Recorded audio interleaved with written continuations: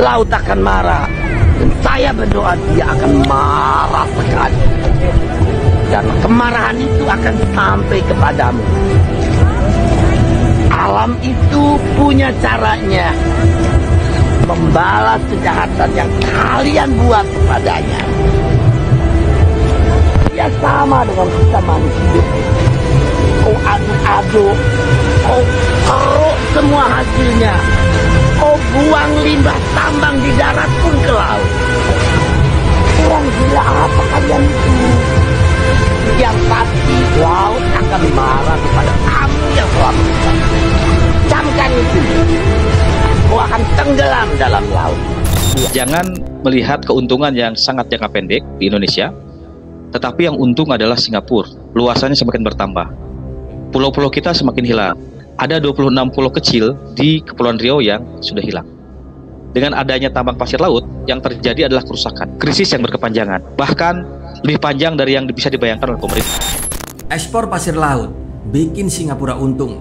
Rakyat Indonesia cuma dapat cemas. Assalamualaikum warahmatullahi wabarakatuh. Halo Sobat RJ, kembali lagi di channel yang siap bikin kalian gemes, gelisah, tapi juga mikir lebih dalam soal apa yang sebenarnya terjadi di negeri kita tercinta ini. Nah, kali ini kita akan bahas topik yang bikin jantung deg-degan, yaitu ekspor pasir laut. Ya, Jokowi kembali membuka keran ekspor pasir laut yang sudah 20 tahun dilarang. Kira-kira siapa yang untung ya? Kita, Singapura, atau ya kalian tahulah, para oligarki. Bayangin saja, keputusan ini diambil dengan dalih membersihkan sedimentasi katanya, biar laut kita lebih sehat, biar laut kita lebih bersih, biar kapal-kapal pun bisa lewat dengan nyaman. Tunggu dulu sob, apakah benar begitu? Atau hanya sekedar alasan untuk mendatangkan cuan besar bagi pihak-pihak tertentu? Di sini banyak masyarakat mencium aroma bau yang tidak sedap dan menyengat. Dan tentu saja atas kebijakan ini Pak Jokowi pun bisa dilaporkan ke KPK karena kebijakan ekspor ini diduga melanggar pasal 3 Undang-Undang Tipikor. Pasal ini menyebutkan penyalahgunaan jabatan untuk menguntungkan diri sendiri, orang atau korporasi, dan dapat merugikan negara atau perekonomian negara, bisa dipenjara seumur hidup. Waduh, serem ya. Kalian tahu nggak apa yang bikin kita semakin gelisah? Ekspor pasir ini nggak sembarangan teman-teman.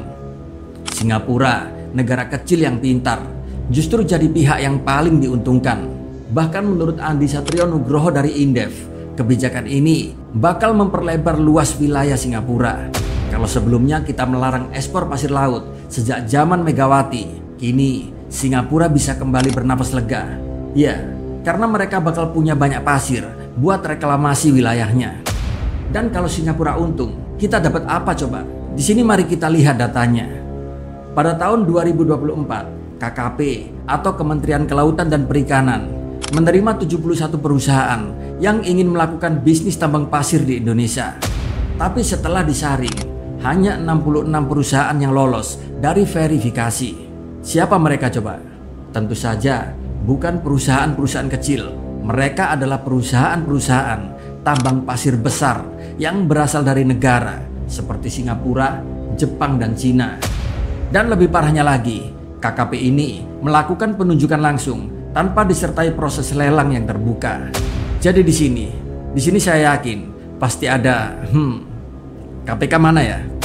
Kita semua tahu Singapura sangat membutuhkan pasir, yaitu untuk proyek reklamasi mega pelabuhan mereka. Proyek besar ini pun bakal menghasilkan 60 juta ton kontainer per tahun dengan harga pasir 186.000 per meter per kubik. Ekspor pasir dari Indonesia ini bisa menghasilkan keuntungan buat oligarki, yaitu sebesar 613 triliun rupiah jika permintaan asing terpenuhi. Kalau kita melihat dari sisi regulasi, ekspor pasir laut ini diatur oleh PP nomor 26 tahun 2023 yang diteken langsung oleh Jokowi dan diperkuat oleh 2 peraturan Menteri Perdagangan. Pemerintah di sini bilang tujuannya buat membersihkan sedimentasi biar laut kita lebih aman. Tapi beneran nih, dan apa nggak ada cara lain yang bisa lebih ramah lingkungan? Misalnya saja pakai BUMN untuk membersihkan sedimentasi. Dan kenapa harus menyerahkannya ke swasta yang jelas-jelas di sini ingin mencari untung? Dan kalau kita tarik ke belakang, larangan ekspor pasir laut ini sebenarnya sudah di-stop di era zaman Megawati, yaitu di tahun 2002. Keputusan itu diambil oleh Megawati untuk mencegah kerusakan lingkungan dan melindungi pulau-pulau kecil yang rentan tenggelam. Tapi sekarang, keran itu dibuka lagi.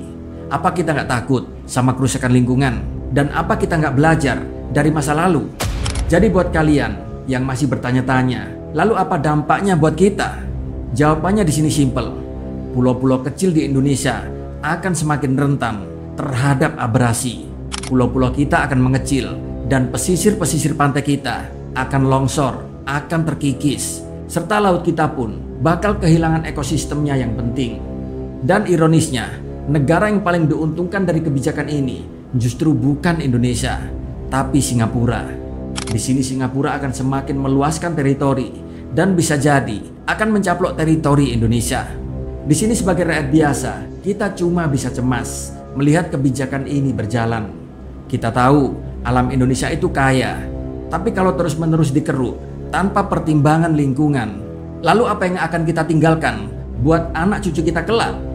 Lobby-lobby internasional mungkin kuat, tapi suara rakyat juga harus lebih lantang.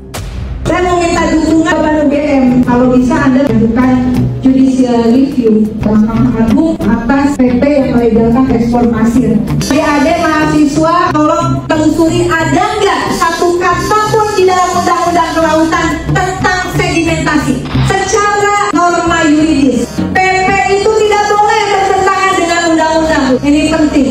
Saya yakin siswa UGM yang akan pertama kali meneriakan tolak 2023 tolak ekspor pasir laut karena bertentangan dengan undang-undang di atasnya dan konstitusi. Dan inilah saatnya kita lebih peduli sama kebijakan-kebijakan yang dibuat oleh pemerintah. Jangan cuma diam dan menerima. Pajak dinaikkan, kita diam. BBM dinaikkan, kita diam. Net harga beras dinaikkan, kita diam.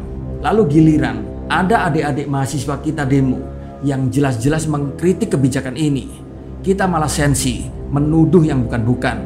Padahal adik-adik mahasiswa itu berjuang juga demi kita. Coba bayangkan deh, kalau tidak ada aksi demo mahasiswa, mungkin BBM kita saat ini sudah 50.000 per liter. DDR listrik pun naik signifikan. Wong banyak di demo saja, apa-apa sudah dinaikkan, apalagi nggak demo coba. Jadi intinya di sini, kita tidak boleh hanya diam, kita harus mulai bergerak untuk menyelamatkan negeri ini sebelum semuanya terlambat. Sampai di sini dulu ya pembahasan kita hari ini. Jangan lupa like, komen, dan subscribe supaya kalian gak ketinggalan info-info menarik yang akan kita ulas dengan kritis yang menghujam.